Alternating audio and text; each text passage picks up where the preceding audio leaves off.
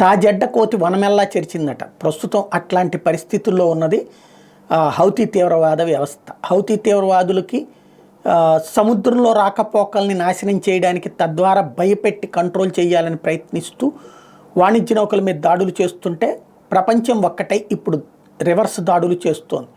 Europe సమాజం ఒక్కటై attack చేస్తోంది. దీంతో సముద్రం మీద ఆధిపత్యం కరువవుతోంది.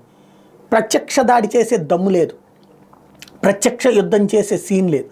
కాబట్టి దాన్ని కవర్ చేసుకోవడానికి రివర్స్ ఎత్తుగడ ఏంటంటే, సముద్రం అడుగున ఇంటర్నెట్ కేబుల్స్ ఏవైతే ఒక దేశానికి లింక్డ్ నెట్స్ ఉన్నాయో వాటిని కట్ చేస్తామని హెచ్చరికలు జారీ చేస్తోంది.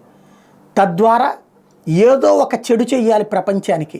ఆ చెడు చేయడం ద్వారా తమని గుర్తుంచుకోవాలి, లేదా తమ తీవ్రవాదాన్ని గొప్పదిగా భావించాలనేటువంటి అత్యుత్సాహాన్ని ప్రదర్శిస్తోంది. ఇదే జరిగితే రాబోయేటువంటి రోజులలో టోటల్ తీవ్రవాదాన్ని అంతం చేయడం అనేటువంటి దానికి ప్రపంచం మొత్తం కలిపి కంకణం కట్టుకుంటుంది.